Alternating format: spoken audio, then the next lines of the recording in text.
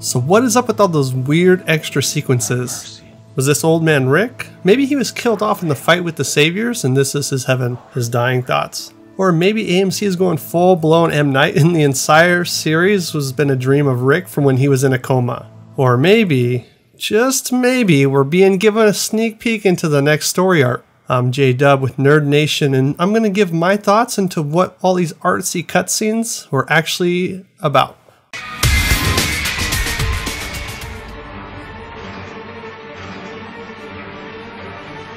That said, let's jump right into it.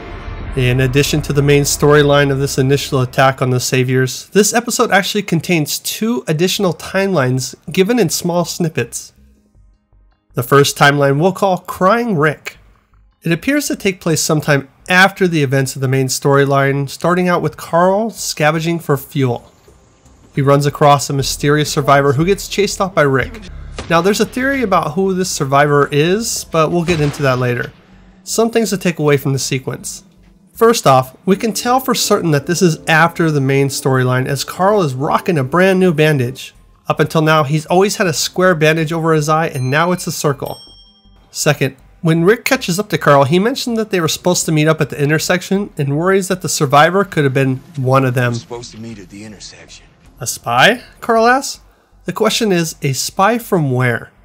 Now, I don't think it's one of the saviors, or at least not in this sequence's current timeline, as Rick would kill without hesitation if he thought that they were in any danger. In the next cutscene, Carl returns to the same spot and leaves some cans of food with a note saying, sorry. The survivor watches this from a distance and seems to get a puzzled look on his face. Maybe he's shocked to see an act of kindness after so many strangers he ran into have done bad things. We then move to a shot of Rick standing over the graves of Abraham and Glenn, looking down at them in deep thought with his arms crossed. He looks up and lets out a big sigh. Does he have a decision that he needs to make that's weighing heavily on him? Maybe he came to their graves to help decide what he should do, and when he comes up with the answer, he lets out a sigh of relief. If this is the case, then we need to ask, what is he trying to decide that going to the graves of Glenn and Abraham would help him in his choice? The last cutscene of this timeline, and then I'll explain why I think these are all tied together in the order I presented, is Rick looking up, eyes swollen red like he's been crying heavily, or possibly that he hasn't slept in days. As tears roll down his eyes, we hear him mutter, "My mercy prevails over my wrath."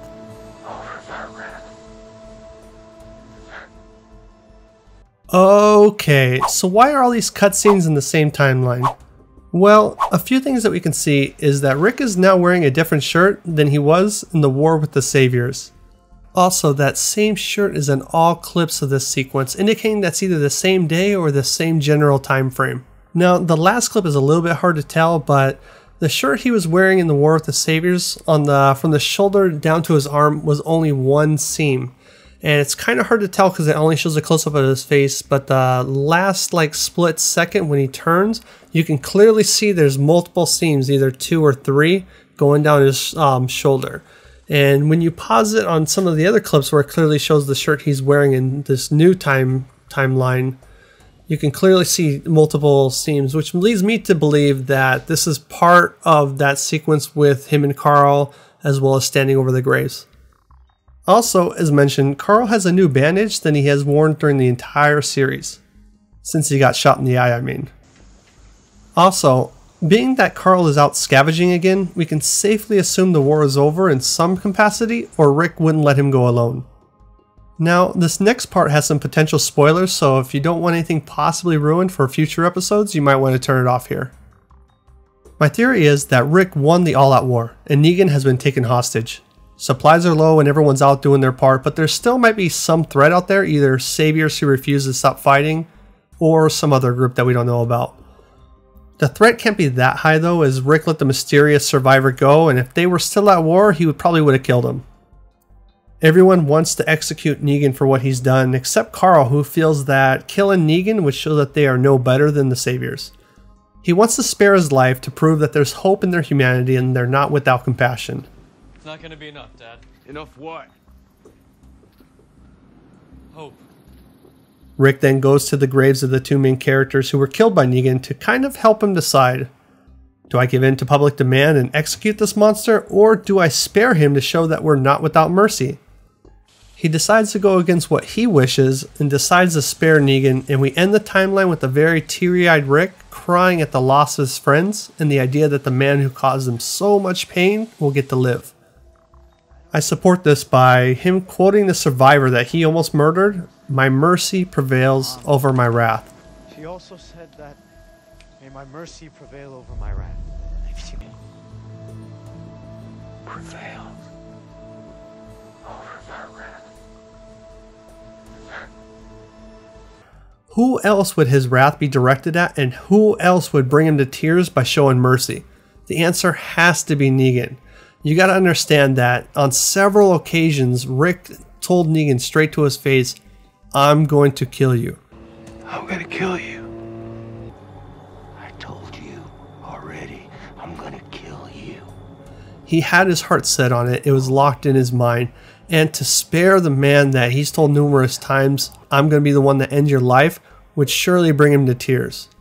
Now the question is, why would he spare him? Now this theory would put the show in line with the comics. In the final battle, Rick tricks Negan into questioning his beliefs and ideals, and as soon as Negan lets his guard down, Rick slashes his throat.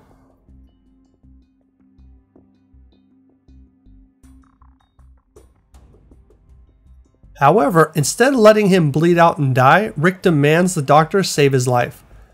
As Negan's recovering, Michonne, Andrea, and some others are questioning Rick's decision to let Negan live and demanding that he be executed publicly.